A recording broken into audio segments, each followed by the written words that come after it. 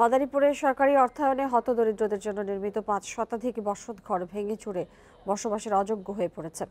সংস্কারের জন্য বারবার আবেদন করেও কোনো পক্ষ থেকে সাড়া পাচ্ছেন না দরিদ্ররা।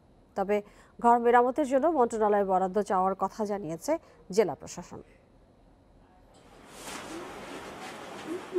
মাদারীপুর সদর উপজেলার পেয়ারপুর গুচ্ছ গ্রামে ১৫০০ মানুষের বসবাস।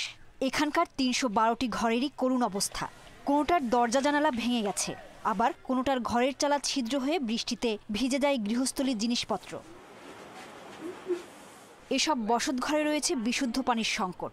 দিনের আয়েই যাদের সংসার চলে, চাইলেও তারা নিজ উদ্যোগে মেরামত করতে পারছে না ঘরগুলো।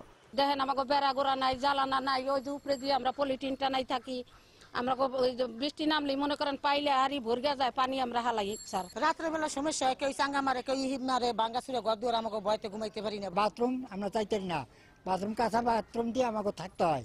উপজেলা ত্রাণ ও পুনর্বাসন কর্মকর্তা জানান, শিগগিরই ঘরগুলো মেরামতের জন্য বরাদ্দ চাওয়া হয়েছে।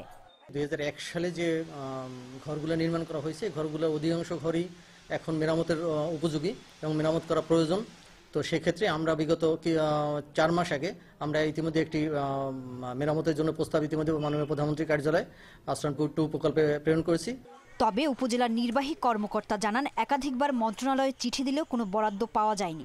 টিনগুলো খারাপ হওয়ার কারণে, ফুটো হয়ে যাওয়ার কারণে বর্ষাকালে পানি পড়ে, আবার বেড়া খারাপ হওয়ার কারণে শীতকালে দেখা যায় যে তাদের কষ্ট হয়। 2-3 বারে আমি এস্টিমেট করে সেগুলো পাঠিয়েছি আশ্রয়ণ প্রকল্প বরাবর।